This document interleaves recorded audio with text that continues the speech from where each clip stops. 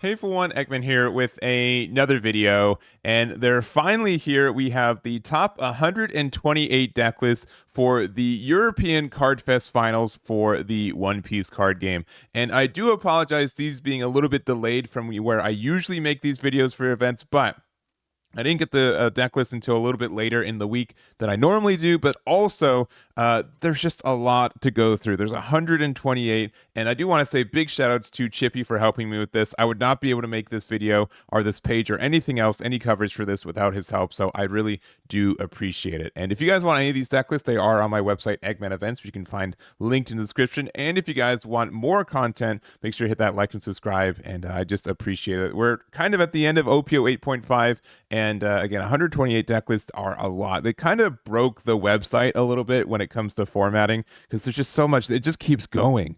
But I wanted to make sure that everyone who got into day two was recognized for it. I didn't want to just do top 16 or top 32. Getting a top 128, 128 for an event like this is a really major accomplishment. So I did want to make sure that was recognized. So you can make sure to check it out though, and we're going to jump on into this coverage for it. But again, just big shout outs to Chippy, and yeah, it took a long time to get through all this, so I'm happy it's done. But this happened this past weekend, December 7th through 8th, by Bandai. It was 2,275 players, so as far as I know, it's the largest English One Piece event ever held, which is really cool. 12 rounds of Swiss best of one into a top 128 best of three, which is why we did this 128 for this one. So, and then of that 128, we did have 40 of the Star Deck 13 Luffy, 24 copies of Doflamingo, with one of them winning, 11 copies of Bonnie, 10 copies of Nami, 8 Lucci, 8 of the Purple Luffy, 7 Smoker, 5 of the Star Deck 14 Luffy, 4 Marcos, 3 Enel, 2 Reiju, 2 Katakuri, 1 Pudding, 1 Zoro, 1 Hancock, as well as 1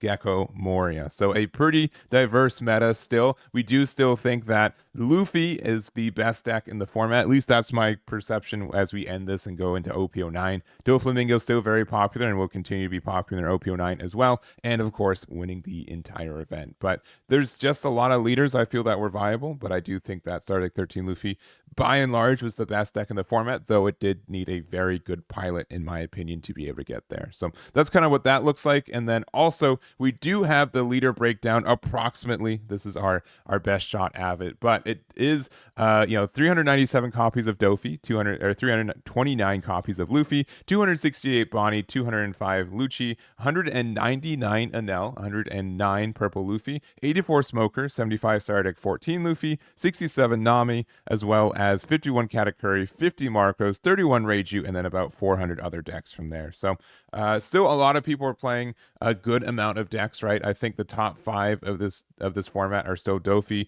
the black and yellow Luffy, Bonnie, Rob Lucci, and Enel. So taking around 2/3 of the meta, and then the rest are from there. But that's just kind of what I'm seeing from this one. But then there are, again, a lot of different leaders that are able to top. I do say like Enel had a pretty bad conversion, and Rob Lucci, to be honest.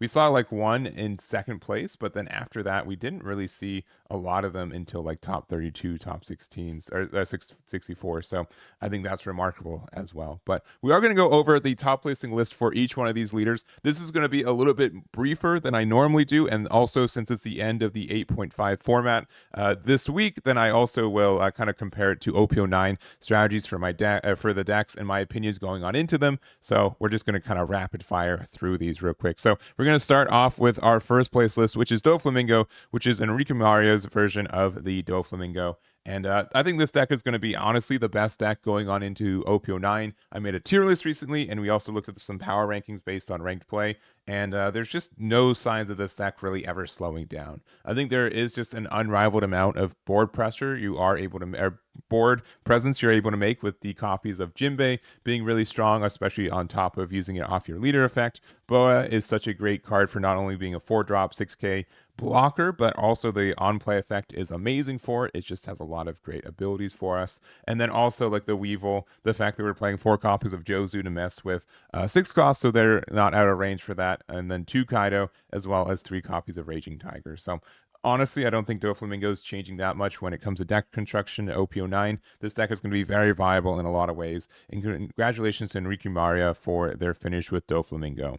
Next up, we've got Rob Lucci, which was I think, dominant for the majority of OP07 and OP08. Really, only rough matchup for it was Star Deck 13 Luffy, and that was generally, pretty present for it. And kind of part of the reason that Luffy was able to be so prevalent was because it was good against one of the most popular decks in the format. But we do kind of see a little bit of drop off of Rob Lucci into OP09, mostly because Marshall D. Teach is really good at deterring what we're doing, but we are changing up builds, and I think that's going to be present for Lucci in general. So I think the deck is going to be viable into the next set, but it is going to be something you have to adjust with it. So some adjustments, though, I think are going to be the 9-drop Kaido. This card's very good at getting removal, even around on plays, negation from the Teach leader. Jack can also do the same thing. We're playing this card already, but I think that's pretty fair for us. We've still got our Tempest Kick and Ice Age. Luffy, the zombie Luffy, is a little bit more of a tech choice for specifically I believe the mirror match to get rid of their Sabos, but specifically the black and yellow Luffy, just making it so they're not able to just wall up behind a Sabo and feel safe about it. So they do have to kind of remove this to get any value with it too. So other than that, kind of the general options and stuff we've been seeing with this deck, I think that we will definitely see Lucci. I think people are dropping it pretty quickly because they think that Teach is going to be just too strong of a matchup for it. But I think that this is not generally the case, and that Lucci can still survive in the next metagame and has like a pretty good matchup against Dofi, which will help keep that in check too. But this is Joshua's version of the deck, and congratulations for their second place with Rob Lucci. And then to wrap up our unique decks in the top 4, we do have the BY Luffy. So I generally say that the best 3 decks in this format were Dofi, Rob Lucci, and Luffy. This event definitely kind of is evidence towards that, but I know you guys are able to have your own opinions. Even though I think Luffy's the best deck in the format, it did get a 3rd place finish, but I do think that is still quite significant when we did have such a large event with so many good players as well. So Luffy, I think same as Rob Lucci. I think this deck has a bit of a rough matchup into Teach. With the current builds with it, we have so many on plays, and the kind of cornerstone for this deck is Gecko Moria, right? And if we're not able to play this card to be able to, bring back our 2-drop boys to be able to kind of do our 9k leader loop is going to be a little bit tougher for us in general. But I do think there are ways to adapt that into the next format too. I don't think this deck is dead in the water either, but it is something that we are going to have to adapt and recognize for our bad matchups, right? This deck never really had like a super duper bad matchup outside of Bonnie occasionally. And so to have one super presence is something that this deck has to kind of adapt to and recognize in its own way. But one new card I've been seeing a lot of is the 3-drop Nami. This just being a blocker that draws a card means that if we play it off our Gecko Moria, we can play a Nami as well as a Sabo, and then we're able to be at like 1 life with 2 blockers that are un-KOable and a 7k leader, which sometimes that is just better because then you also draw the card, so you never lose out on card resources too, which is great for that spot. So I think that the deck is in a good spot, though, still. Obviously very strong in OP08, and we'll see how it does in OP09. But this is Angela's version of the build. Congratulations for their 3rd place finish with the Monkey D. Luffy. All right, breaking into the top 16, since the top 8, I believe, was just copies of Luffy and Doflamingo. Yeah, so nothing too unique outside of that. But going into the top 16, we do have Smoker. So this is Guome's version of the deck. And I really like Smoker. I think he's a little bit underrated in what it does. He's a lot more flexible in, I think, his matchups. I will say that his probably biggest weakness is that he doesn't have any 70-30 matchups. I think all the matchups for him are pretty evenish, which means that yes, he can win them, but also he can lose them, which is a little bit tough for you. But you do have some ways to get around Marshall D. Teach in particular that other decks aren't able to, mostly with the effect of Tashigi. So yes, the on play giving the -4 is not, you're not able to get that part of it if you're around Blackbeard. However, the activate main to pop something the turn it's played with cost 0 or less does come up pretty often. So that means something like if you have an Ice Age, then you're able to use the Ice Age to give something -5. Then you can play the Tashigi and get rid of a 5 cost, right? So I think that's something that's impactful and that can help Tashigi be relevant, is because we are able to get around those abilities. So we also can get like the Tashigi like -2 from here, and I think that's something that helps a lot as well. We do run 2 copies of Helmeppo. I think that there could be ways where we switch it to like the toy soldier, just because you can get around, the on play with it, and it's a 2K. It is, kind of Navy important that Helmeppo is a Navy card, since we are playing Sengoku and brand new at 4 copies each.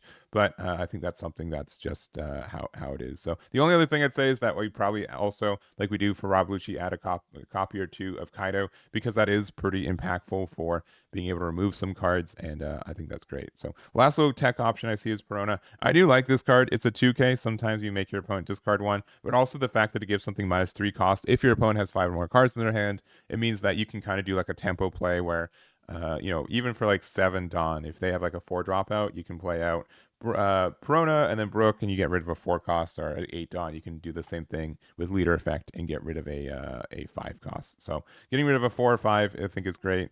Perona being really flexible is nice, and I think that helps the deck too. But this is the Smoker build that got top 16. Congratulations to Guerme for their finish with Smoker. All right, into the next one, we've got the Sardec 14 Luffy. We actually have 2 different copies that were able to get into the top 16. We have Dennis's version as well as Trident's version, and they're pretty different on their construction too, which is pretty unique. One thing though is they are both playing the Shirahoshi. So this is a blocker. This is from Sardec 8, the other Sardec Black Luffy, but this is on play, give it to one of your opponent's characters -4 cost for the turn. So because of that, you are able to use it off like the Gecko Moria, and then you can use the Shirahoshi, gives like an additional reduction if you already have like a Brook out, which is kind of nice.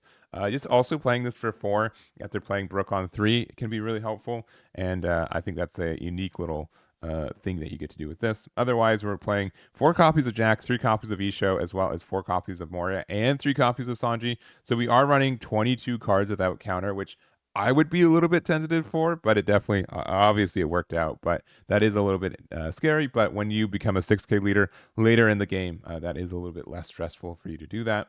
And also looking at Trident's version, also running 25 cards with not counter in hand, which is intimidating. Half your deck, like any 50-50, like if you're at the end of the game, it's a 50-50 chance if the last card in your deck has, or in your life has counter or not. That can just like change the game in itself. But I understand why there's just so many good cards without counter that you do want to respect that.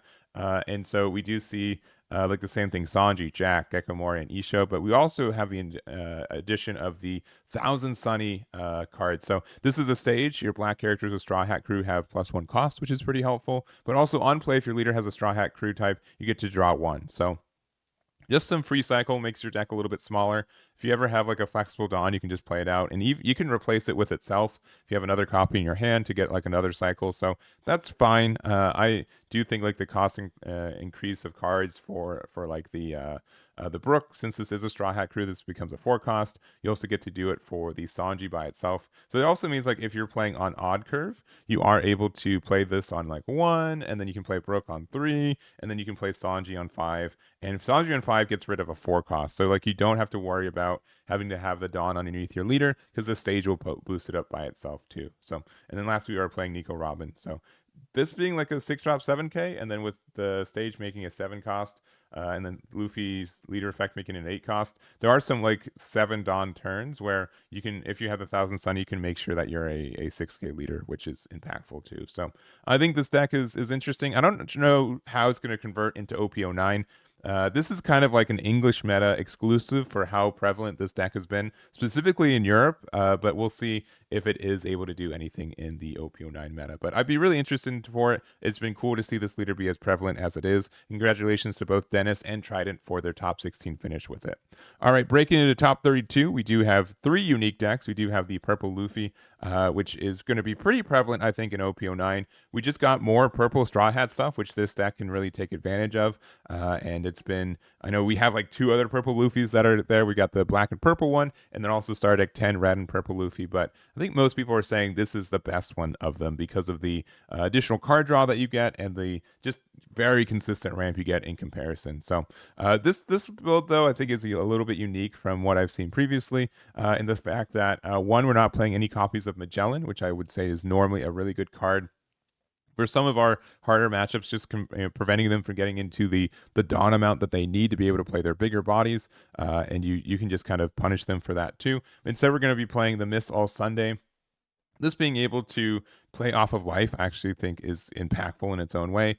You can also just play it on 5 Dawn, get ramp up to 6, which means you go to 8 next turn. You get the card draw. This is just like a good body to play on board, but no real interaction when you do play it. And then we also do have like obviously our Luffy Taro with the Songoro and also Zoro Juros to be able to help us get those additional things. But we also are playing the 3-drop Zoro Juro, which generally, people do not play this card in Purple Luffy, so it's interesting to see this one added to the deck, just because, again, like we ramp so much as is. It's curious to see like what is the reason to play this to continue the ramp, right? I will say that maybe it's just to have like an early game board on the body on the board to be able to help you trade into things, but you should never just be at 3 Dawn, right? Like on turn 1, you go from 1 to 3, and then you go to 4, so you can play Zoro Juro. On the flip side, you can also go from, you go to 3 Dawn, or sorry, you go to 4 Dawn, you go to 5, which means you can even play like Miss All Sunday, which means you get that additional ramp. There's just like kind of better things to, I feel like, consistently ramp a little bit more. But I think that's kind of fine for what it is. Last thing is we are playing 4 whole copies of Charlotte Linlin, which is the maximum amount that you can run for this. Mostly people jump between like a 3-2 split between it and Kaido, I feel like most of the time, but no Kaidos in this build in particular, I think is specific and something worth noting as well. But a unique deck for it too. I think it definitely paid off for him. And congratulations to Monster for their top 32 finish with the Purple Luffy. And then continuing, we do have Enel as well. So this is Roxas's version of Enel. Enel hasn't really changed that much, and it's pretty much like benefited from Doflamingo being around in the meta. We do have a really good matchup into that deck in particular, and that does help. I also will say that Enel has a pretty like evenish, if not like slightly favored matchup into BY. Nothing that BY can't overcome, and I wouldn't say it's like specifically advantageous. Like it's not like a 60-40 or anything. It's like a 52-48 if I even want to be into that. But it's just like a solid deck into those. You do have a hard time against Rabuchi at times though, which is still very prevalent. But Enel, I think, did very well in this weekend. So I don't think Enel's getting any better though in OP09. There's not really any cards that we see that we need from it. Also, Teach just turns off all of our healing from the deck, which is kind of scary to see that. So we can't ever go down to like 0 life because we can never like heal if they keep discarding a card. So you probably can do like a starve tactic against them. I haven't tested it, so don't quote me on it, but I do think that people will continue to try this deck. This deck will just always be around. I think that just the core mechanics for it are just very strong in the game in general, and some decks just can't handle you just playing a 9 or 10 cost every turn for the late game too. But this is the build here for Roxas, and congratulations for the top 32 with the Enel. And then for the end of the top 32 unique, we do have Malik's version of the Bonnie. And I think Bonnie's actually going to get like a little bit better into OP9. It's just been like the best generic green deck that we've seen in this game. And the kind of choices that we've added for this meta include the addition of Carrot, which is really good against Doflamingo. Being able to use this to lock down a card every turn is very good, and they can't interact with it with the Trafalgar Law. They have to use Jozu specifically, which means you can play it again. Something, too, is that no one's really playing Urouge anymore. It's a card that I think a lot of people are saying, it just gets interacted with so easily. It just doesn't do a lot. It's a blocker, but it's this weird kind of where it's expensive as a blocker at 4 Dawn, but it's just as like easy to remove as like a 2-cost Resonante or 1-drop beige blocker. So I think that's fine for people to take that out in general. We also aren't playing the Baby 5 Searcher. We're just going full into the Supernovas builds, which is why we're likely playing initial copies of Bonnie, the 5-cost, 4 Cavendish, and then 3 Basil Hawkins, and then top end of the 2 copies of the 8-drop Useless Kid, which I think this card is still great. It's always been relevant if green's been relevant, and it's never really going away, I feel like. But this is the build here for the green Bonnie. I think Bonnie's going to continue to be relevant into OP09, and congratulations to Malik for their finish with this one. All right, breaking into the top 64, we do have 4 copies of Nami that will all get the shared title of the top placing Nami list. Now, there's not a lot of diversity in these builds because there's not a lot of build diversity in Nami in general. But just to go through them real quick, we do have Sylvan's, Monte's, also Kaito's and Hakun's version of it. Big congratulations for. I don't really have a lot to say about Nami. It's here, it's present. OPO9 gave it a support card, so people are going to be doubling down and playing it. I think it's probably still like top 10 decks in OPO9 as well. This meta was a little bit tougher for Nami because of the aggression from Doflamingo and other decks like Purple Luffy, but it's still here, it's still present, and I really don't have much more to say about it as well. So make sure you know how to play against this deck. Make sure to know what's the best way to be aggressive and give them value. I will say that our Sylvan's version of it here is interesting because we are playing like the Zeph 3 cost, but also, or sorry, the 6 cost, the 5 cost, we're playing 3 copies of it, but also the 3 cost. So whenever your opponent activates a blocker or event, if your leader is East Blue type, you put the top 4 cards of your deck into the trash. So this is just like the counter for the mirror match. If you see this card, your opponent loses, like unironically. If you're playing the Nami mirror match, which I think is just not uncommon anymore, if you play this and it hits the board, your opponent loses. They can't activate any events. If they do, you will just always outmill them. It's a miserable time. I don't know what else to say for it. So I know some people are playing like Hanger for kind of like the similar situation, but Zeph is just really great, and it is searchable off the Opus as well, which is important for the deck too. So other than that, I think that these are standard builds in their own. Some people are playing Zeph at like 1 to 3 copies, and I do think that's fine for that because you do also get to, if you need to, bounce cards back to your opponent's board. As well, you generally want to bounce your Kaya's back, but I do think like sometimes like bouncing back a Teach back if they need to, like just so they have to like reestablish it, is something worth doing too. So otherwise, I think this deck is still very good in this meta. I don't, if I never play it again though, I will be very happy, but I doubt that will happen. So there are all our Nami players. Congratulations for the top 64. And then also we do have Charlotte Pudding hitting our top 64 though. So this is Effendu version of the, I probably said that super wrong. I'm so sorry, but this is their version of Pudding, and it's really cool to see this top in an event like this. Pudding hasn't really done much in the OPO8 meta in general, but we did get a tiny boost in the Star Deck meta where we did get this Usohachi, which is just generically probably one of the best purple 2Ks that exists in this game right now, if not the best, but super great for us and is very helpful for what one of the biggest issues with this deck is, which is we play these 10 drop big moms, we play them on the board, we have to get the burn damage and the heal,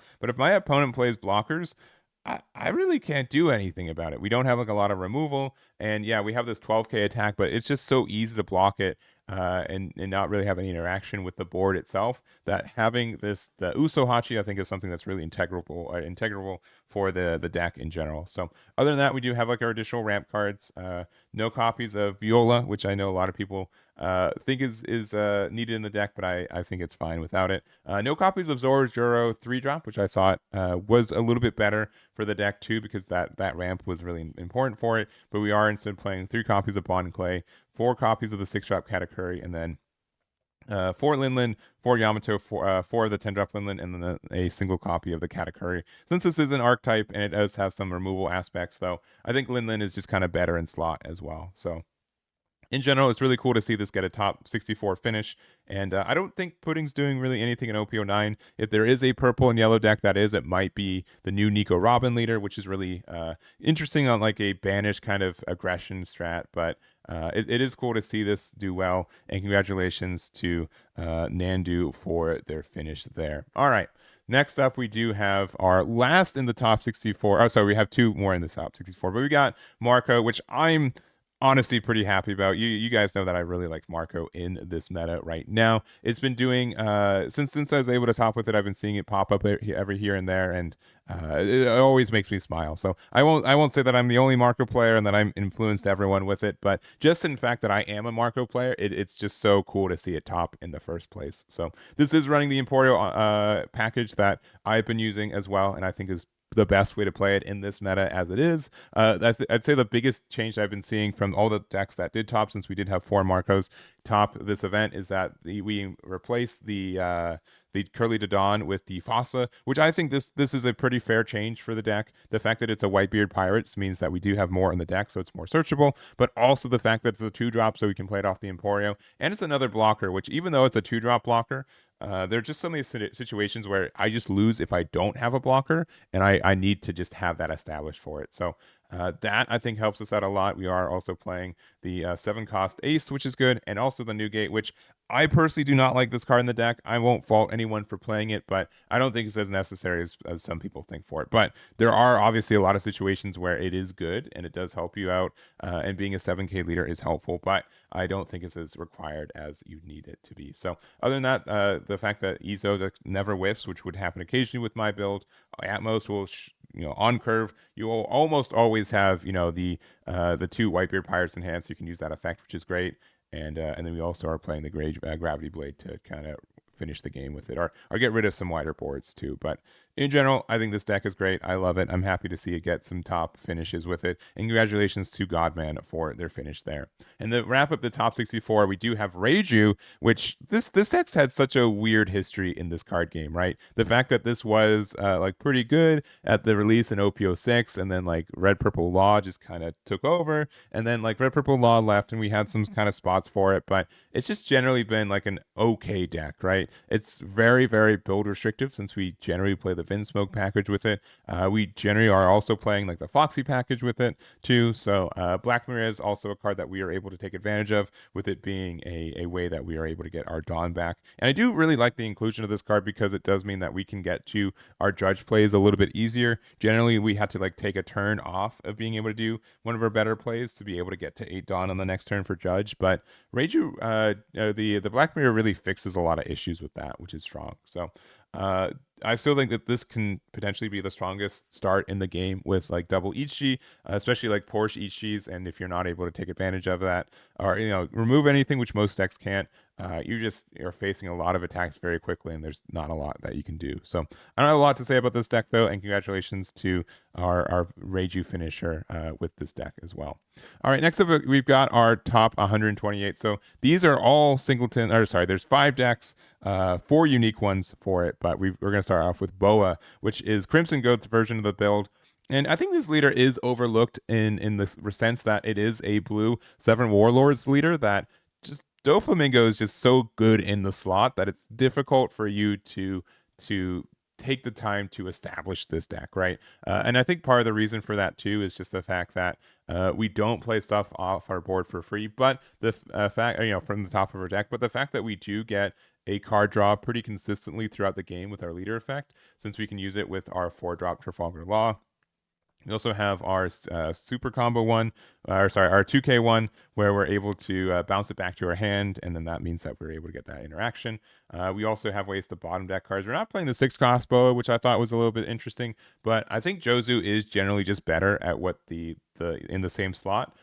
Because you return one back to your opponent's hand with it, as long as it leaves play from one of your abilities, you get to draw cards. So that's great. You can play like Sengoku, bounce back Jozu, and then get that effect, which is nice. We have 1 7-cost Dofi, 1 Mihawk, 2 copies of Mihawk, and 2 Kaido as well. So generally speaking, I think this deck is a really interesting build for it. I think Boa is viable in its own way, but everyone kind of has to ask this question: is like, am I doing what I'm doing with Boa? Is it better than what I could be doing with Doflamingo? And I'm not really sure if that's the case for it. So, but I don't want to dissuade people from testing out. I think getting a top 128 with Boa in the largest event we've ever had for the English version is quite the accomplishment. And congratulations to Crimson Goat for finishing there.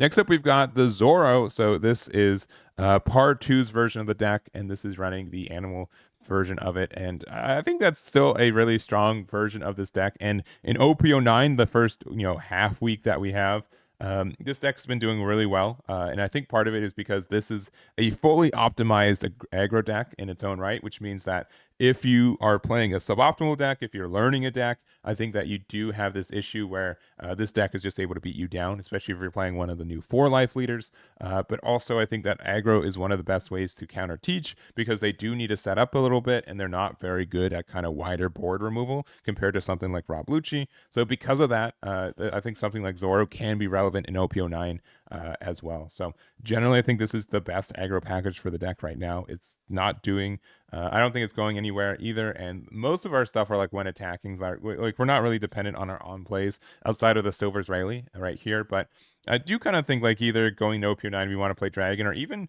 if it's crazy, like Tenkosh Shanks is a really good kind of end game card that your opponent's generally not going to be able to interact with, and it makes it trickier for them to trade into your stuff or stuff like that. So because of that, I think this deck is still going to be relevant into OPO9, and congratulations to Par2 for their finish there. All right, next up we got our 2 Katakuri. So we got Tease and also Lax version of it as well. So this deck is in a weird spot where, again, it's always been like moderately relevant. It's definitely like the staple aggro version of yellow in general, but it is moderately reliable on our 10Ks, or not our 10 drops that are on plays.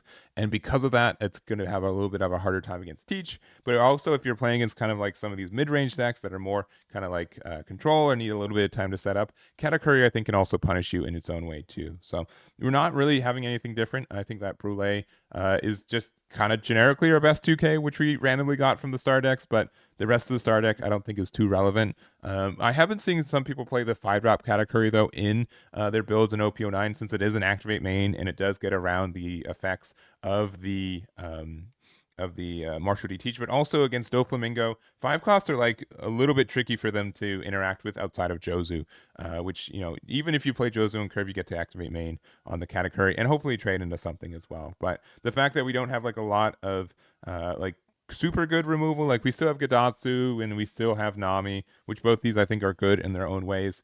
It's just going to be interesting to see if Katakuri is able to get a foothold into the OPO9 meta. But I think that this deck is still relevant in its own way. I don't think anyone should be dissuaded from it either. It's also interesting to see 3 copies of the Rayquaza help for this one, but we are able to play a 5 or less Egghead type character from our trash if it triggers off of our life.